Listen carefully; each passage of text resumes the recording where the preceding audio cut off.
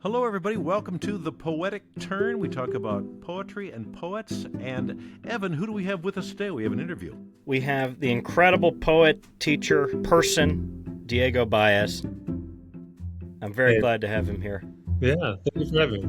And I was knocked out by Diego's poem, which we're going to hear today. Evan sent it to me when we were first talking about doing the podcast. It's one of the poems that inspired me to do this podcast, and so I'm very happy to talk to Diego and also hear this poem again.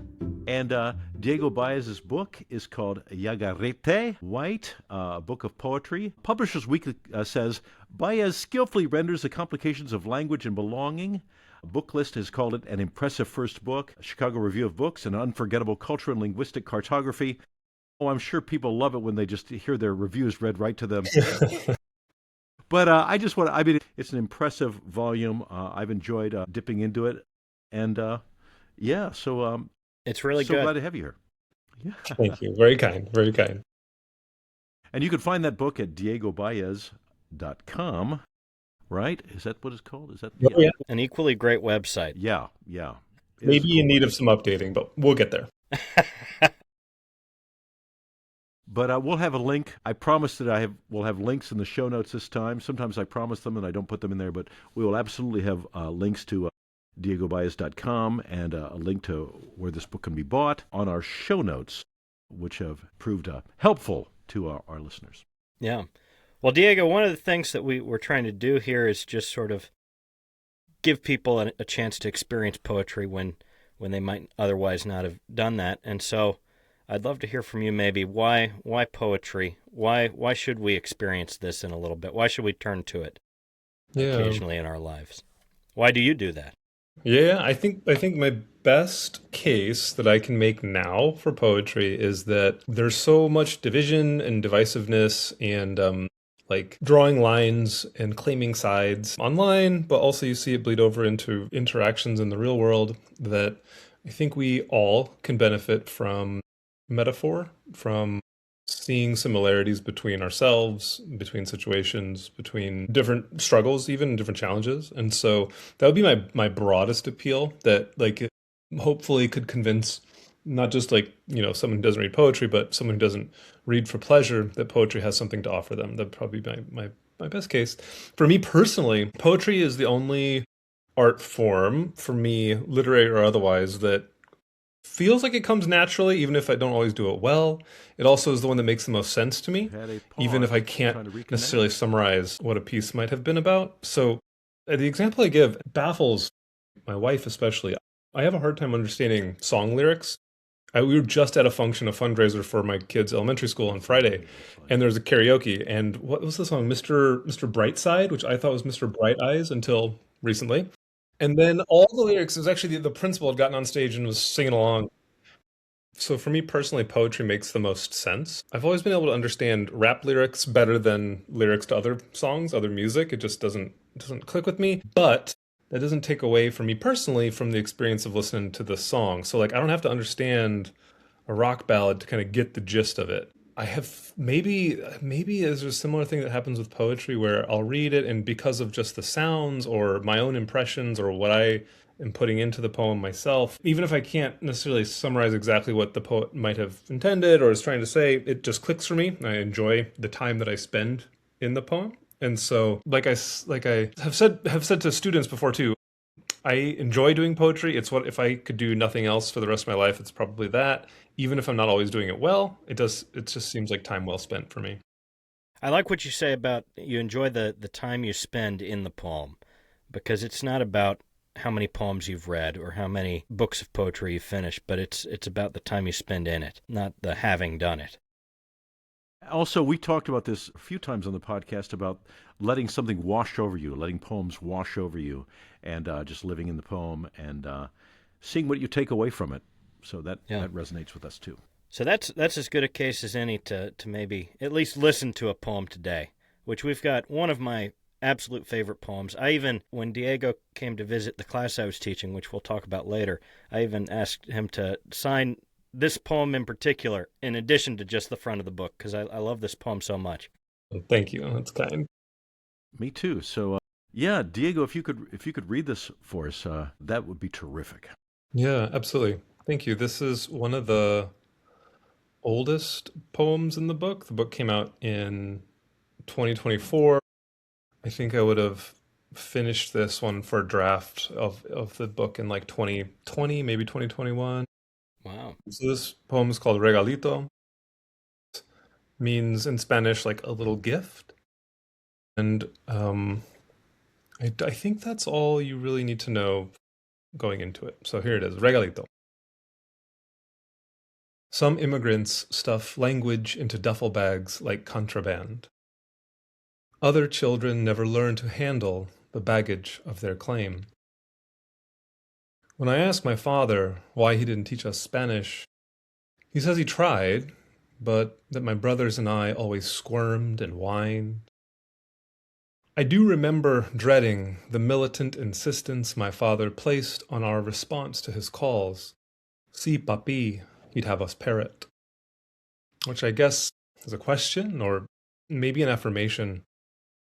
Like maybe finding the breathless body of his infant brother when he was 5 broke him. So maybe the sound of our voices singing our inheritance, this tongue of ours, grants a succession of his name, our house. But I do remember asking my father more than once how to say something silly in Spanish, like toaster or roller coaster. And from the driver's seat of that minivan, I'm sure of it, he answered, "There's not a word for that." Wow. Love that. Love that. Love the ending. Great ending. Great. And we haven't said this. Diego is half Paraguayan and half Pennsylvanian. Yeah. And so dealing with those two different worlds, those two different heritages, and that, we see that in this book and certainly in this poem. What is the little gift? Yeah. The poem, I think, is trying to grapple with that question of language passed down, heritage language or family language. Like you mentioned, my father's from Paraguay, and Spanish is one of the main languages spoken there together with Guarani, which is an indigenous language. Growing up, I mean, I remember him teaching us some or trying to teach us some. And so in the poem, I always say, or I try to say, that I think the best poems are true, even if they're not always factual. And that said, a lot of poems are also factual. And so this poem is largely draws on fact. It was a frustration growing up that my dad wanted us to know Spanish, but didn't really want to teach us. And then it was a frustration like at the schools, or it even is now. I'll be one of the most flattering and mortifying experiences of my professional career has been teaching a course at Truman College to immigrants and asylum seekers and refugees in the evenings. And after class, a student came up to me and just started speaking to me in Spanish, just no hesitation. And I was so flattered because I was like, "Oh, thank you. You see me as like someone who speaks Spanish." But then I had to interrupt and be like, "I'm so sorry. I don't like my Spanish isn't serviceable enough to actually help you in this moment. I need to impose English upon you." Lo And siento. so, yeah, yeah. And so I think about it. I think about the gift as like the language itself, but also like the lessons we learn in trying to learn the language. A young man from Paraguay actually reached out to me a few months ago, and we've been in text and we talked a bit.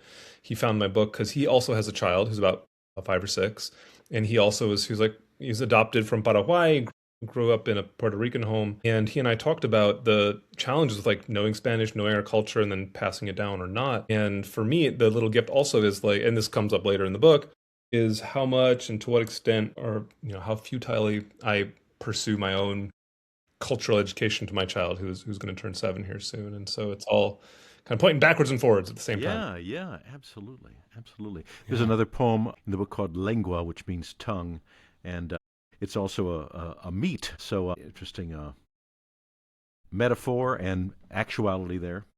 Yeah. Yeah.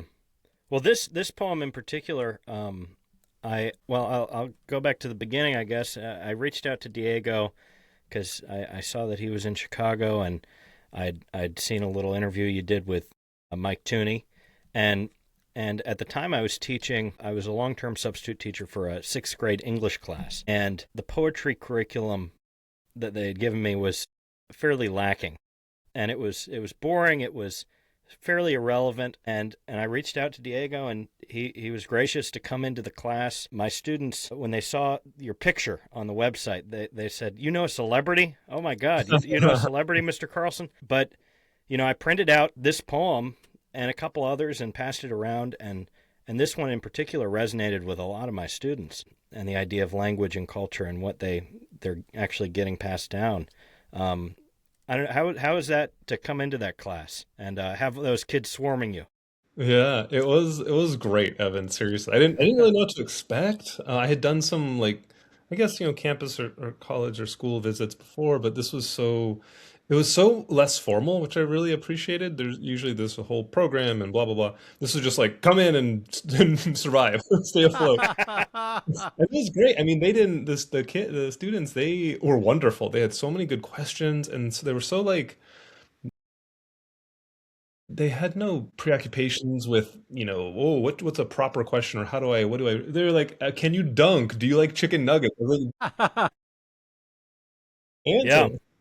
yeah. Well, I mean, it was an incredible time because Diego he came in. It was like we only got like 15 minutes for each class, but then the students were like wanting more of you, and so you stayed for lunch, and I mean the scene was just 20, 36th graders holding copies of this poem, running up to Diego, swarming him to get his signature because I mean you were inspiring to them, but also this poem. I remember a girl, she read it, and after reading it, she said, I actually write poetry, and she barely talked ever in that class, but she opened up after reading that because all we'd done previously was, well, limericks, which are not a bad thing, but it limericks and Robert Frost and these are not bad things, but it just didn't touch them in the same way. You got to believe an incident of a poet coming into a classroom like that has to make an impression. Poetry is not a scary, annoying thing I have to do for homework. It's there's this person. I actually met a poet. He came to our class. He was like this regular guy, and I connected to his poetry. And I mean, that's got to, from an early age, or a sixth grader, an 11-year-old, 11 or 12-year-old, Yeah. to have that kind of influence at that early time. And they're going to, oh, wait, this is a poem? Oh, I can read a poem. I heard about it, Oh, poetry? No big deal. What a wonderful, speaking of gifts, not a regalito, a regalo, a big Hmm. gift. I mean, it was a great experience for me, a moving one. I don't know. Have you ever had that many people swarming you for your autograph before? No. They were so like excited, enthusiastic, and like you said, we'd never much time. And I only have a little bit of experience in the Chicago public schools because of the school my kid goes to. And it was really eye-opening for me to just see a different environment, see, like you said, the 11 and 12. There's a big difference, turns out, between like the 6 and 7-year-olds and the 11 and 12-year-olds.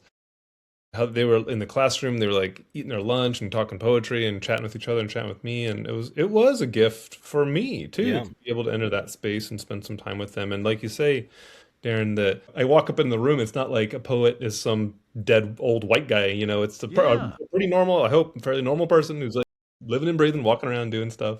living in Chicago, he's Yeah. he Yeah. has a job and he's a human, and yeah, not A a dead great white guy. headshot, a great website, so they could see it. But it did make them feel like it was. I mean, I think you're incredible. But they just being able to put all these pieces together, it, Yeah, it they meant a didn't know lot to from them. poetry from Mr. Baez. They didn't know from anything. Just like yeah, whatever. Okay, sure. Yeah. And they're just sponges, just letting it in. And hopefully, our Yeah. audience, hopefully, if this podcast, if people find out about our podcast, maybe we're hopefully bringing people into poetry a little bit. Yeah. One, and that's that. I mean, that was the the thing about this poem is that when I'm reading a book of poetry, usually there's one poem that really is like the cornerstone of the whole thing.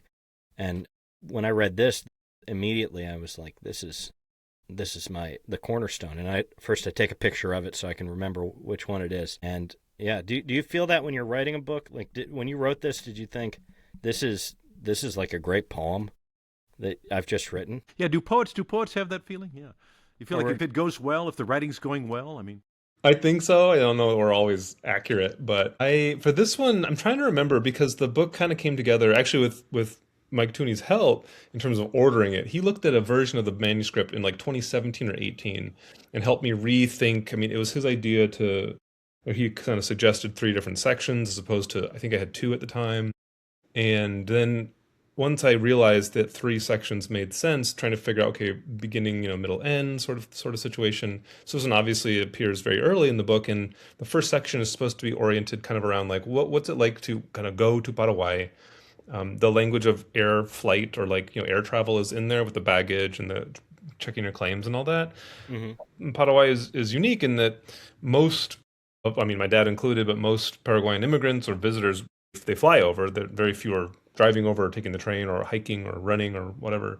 And so that immigrant experience is decidedly different. The book tries to explore that a little bit, but I was pretty satisfied with Regalito, especially the opening lines, and it was I think a gamble to introduce the element of my dad's sibling who had passed away, but it was a way to try to connect the generations both like vertically but also laterally, right? The sibling relationships like over time, like that was an uncle who I lost before I was born, if that makes sense, right?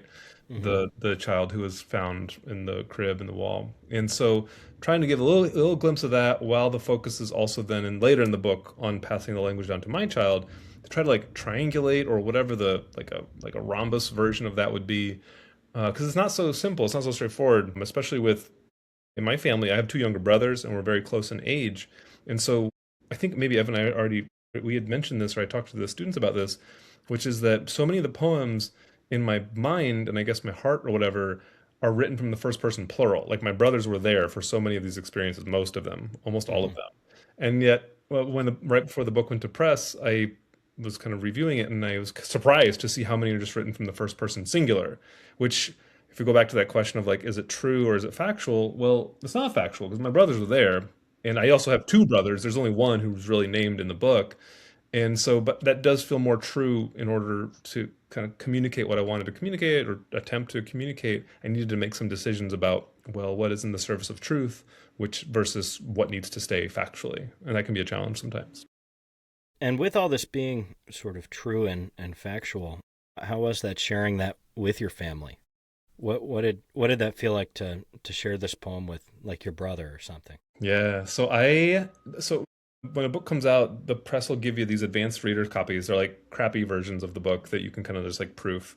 And they gave me 5 of them. And so I knew I wanted to hold on to one. I knew that my mom and I wanted to give one to my mom and one to my dad. They're divorced for a long time now, but I knew I wanted to give it to them. So like, y'all should read this. You're in here. So read it. And they did. And they both had funny reactions. They both were like, their first reaction was like, oh, we're so proud of you, good job or whatever.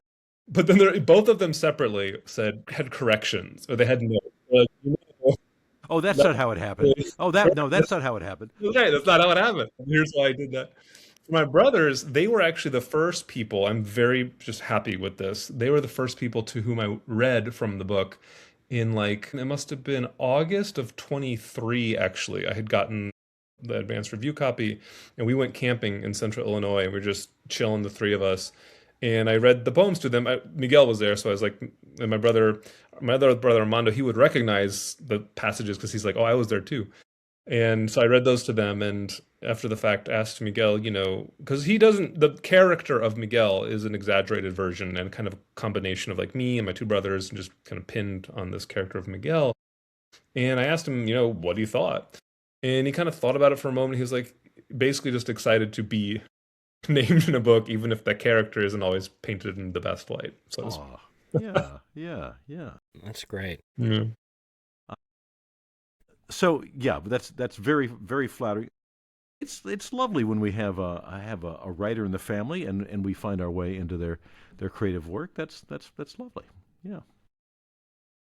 So the striking part of the book where you talk about your father finding his brother, and so I love how that transitions into the sound of our voices. So this tragedy that happens, but then your father hears a sound of your voices singing our inheritance, this tongue of ours, and it grants the succession of his name, our house. And so, again, this transference from Paraguay or Paraguay to America, that just hearing his children's voices. It was growing up, it was so annoying because my dad would I have very concrete formative memories of being having a friend over or whatever, and my dad calling up the stairs, calling. I'd be like, "Yeah, what?" And he wouldn't stop calling until he'd say, "See, puppy," and then he'd say whatever he needed us to do, which at the time was just humiliating.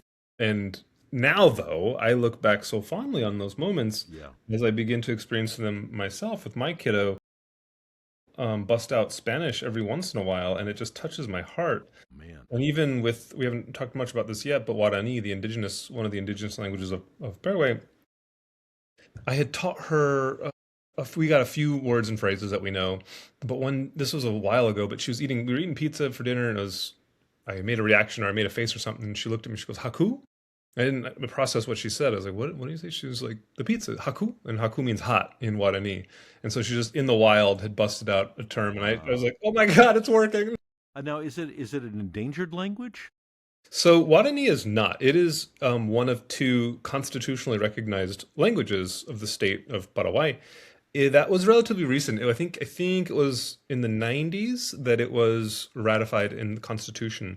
But that is to say, to your point, Darren, there are dozens of, or at least a dozen, I should say. I think there's a dozen to like 15 or 16 other indigenous languages and other indigenous peoples in Paraguay and in nearby regions whose languages are not preserved in the Constitution, and who are unfortunately treated more or less the way Native peoples are treated in this country, which is pushed to the side, marginalized, exploited, oppressed, etc., and then lifted up once in a while to kind of as a token or whatever, as a showcase. And so I think I grappled with that a lot actually as the book was coming to press. I had the opportunity to write a little bit about some of those hesitations and some of those complications and reservations really that I have about using a language that is part of me, that I grew up hearing, that is part of my linguistic DNA, but that I don't speak and I never will fluently. For me, it's a complicated language, but that I can do my best to impart to my child, like, this is important that you know some of this. And I will say, with technology advancing, when I wrote the book, Google Translate did not have Guarani as one of the options. It now does, and so that has not aged well. But, Great. but better, I think, for the world, not so great for the book. Yeah, yeah, yeah. Excellent. Let's see if there's something else here. Yeah. So, Jaguarete, is that the right? Could you pronounce that word for us? Yeah, Yawarete. Yawarite. Yawarite. Okay. Okay. And so, half jaguar, half white. Yeah, well, kind of both, right? So a little bugbear of mine is that when people talk about being biracial or biethnic, it's, oh, my mom's this, my dad's that, or whatever. I'm half this and I'm half that, and it's like, well, no, you're not. You're all of both. Yeah. And I actually think that is a hill worth dying on. But so for me, I am Paraguayan. I am also white. I am also American, and I a lot of other things. But so for the book, it wasn't originally called that. It had a different title. It's called Valleys Full of Jaguars, which is an excerpt from a Cesar Aida novel, that I thought was, oh, that's such an interesting way to describe Paraguay from an Argentinian perspective. And I shared the manuscript with a dear friend, Rosebud Benoni, who is a wonderful Mexican Jewish American writer. And she gave it a once over, and then she said, "Diego, there are no jaguars in your book. You need a different title." And so I was like, okay, fair enough. But then so I wrote the title poem and kind of figured out how the jaguar functions and doesn't. And the idea is that the jaguar is very important to Guarani cosmology. There aren't any that live in Paraguay any longer, which I think is interesting.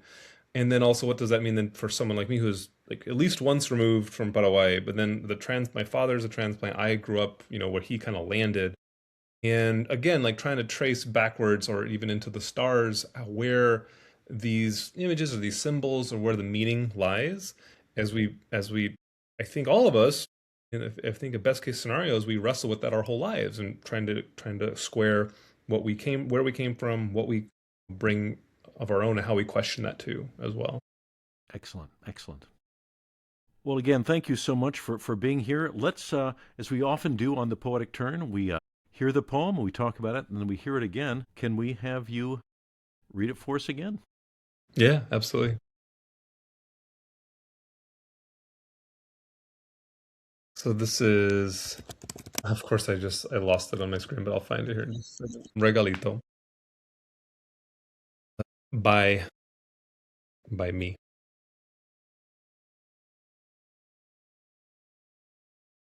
Regalito. Some immigrants stuff language into duffel bags like contraband. Other children never learn to handle the baggage of their claim. When I ask my father why he didn't teach us Spanish, he says he tried, but my brothers and I always squirmed and whined. I do remember dreading the militant insistence my father placed on our response to his calls. Si, papi, he'd have us parrot, which I guess is a question or maybe an affirmation. Like maybe finding the breathless body of his infant brother when he was 5 broke him. So maybe the sound of our voices singing our inheritance, this tongue of ours, grants a succession of his name, of our house. But I do remember asking my father more than once how to say something silly in Spanish, like toaster or roller coaster. From the driver's seat of that minivan, I'm sure of it, he answered, "There's not a word for that." Thanks. What a great Excellent, poem. excellent, great poem. I'm curious. Go ahead. Go for it. Okay. Well, I could say what I was going to say. Sure. I was just going to say that a lot of times, I've done this a bit on other episodes.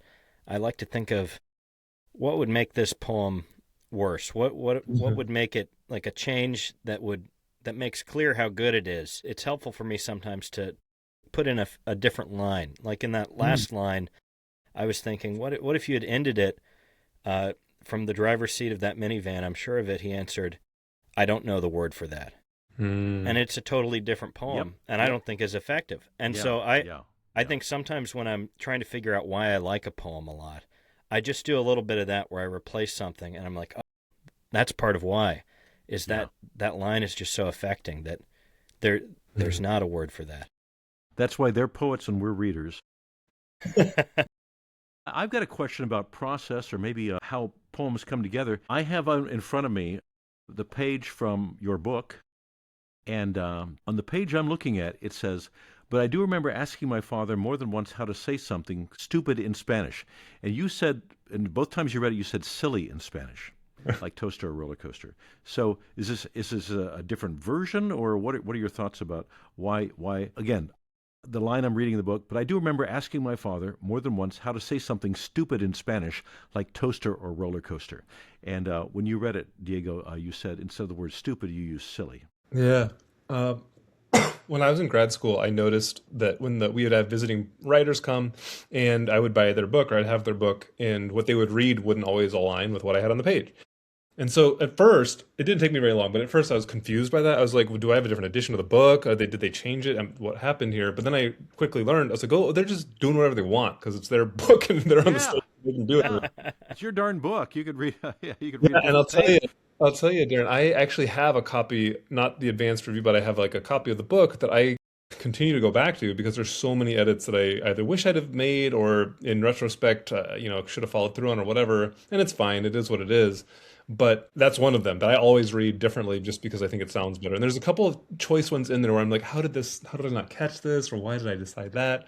But whatever, I can't torture myself with that too long. Well, poetry is, it's like oil painting. You could always put in one more brush stroke or one fewer brush stroke. Or, there's just this infinite range of possibilities for a poem and certainly a book of poetry. Wow. Totally. Yeah, that is interesting. That one word stuck out to you enough that you thought, I need to shift that a little. Yeah. And from stupid to silly, that makes sense because stupid does pass a little more judgment on it. Yeah. Than it's silly. a little more harsh. Yeah. Yeah. That's right. Huh, but that's how important words are. Well, to poets especially, I think to poets they're incredibly important, and there's a detail and a nuance and a granular attention to these things. Yeah, for sure. Well, Diego, we can't thank you enough for coming here today and bringing Regalito for us, a poem that basically helped start this podcast and inspired this podcast, and to have the guy himself here through my co-host Evan Carlson's connection. Mm-hmm. We appreciate so much you being here. Yeah, and if I could ask just one final little tied together question, is there people are always searching for poems or they don't know where to start. Where would be somewhere that a listener could go to and that you think they could find a good poem? Maybe a poet or a book? Yeah, so I'll recommend for sure a Chicago poet, Southside Chicago poet, Diamond Sharp. She had a book, Super Sad Black Girl, came out a couple years ago. I think it was 22 or 23. It's real good on the level of a book. Like I aspire to put together a book the way that she has put that book together. Yeah. And then also Jordan Perez I think it's her debut book called Santa Tarantula, like tarantula, and it's real. That also is real good. And the poems, both as poems themselves, but also the bigger project, like the bigger scope of the book. It's one of those where I'm just like, how did you do this? This is so interesting and amazing. I could just keep reading it. So those are two, I would say, strong recommendations. Awesome. Well, thanks It's so much. amazing. Yeah, when a poet says, "How did they do that thing that I've done?" I wonder, because you're not inside their head, you don't know how their mind works. Yeah, it's you shake your head. Yeah. Well, thank you both. This has been wonderful. Thank you for spending some time with the poems. Thank you, Diego Baez. Thank you, listeners, to The Poetic Turn. If you liked this episode, if you like what we do here, please like and comment. That always helps us. Tell other people about it. Go look up Diego Baez. Go to diegobaez.com. Go to the show notes and find that link. Again, thank you, Diego Baez, for coming here. We really appreciate having you on The Poetic Turn. Yes, indeed. Thank you. Thank you. My pleasure. My pleasure.